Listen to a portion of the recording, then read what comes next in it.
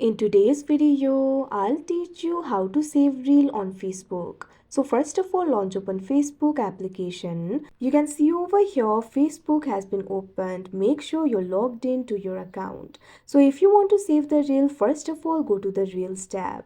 For that, what you have to do is tap on the reel icon that you can see right over here on your screen. Now after you do that, you can see over here, you'll be able to see the reels. Scroll down in order to see more reels. Now if you find the reel that you would like to save, saving it is actually very simple. Look at right. You can see various icons over here. You'll be able to find the icon for like, comment, share and save. So what you have to do is tap on this icon for save that you can see on the screen. Now you can see over here your reel has been saved. Only you will be able to view the reel.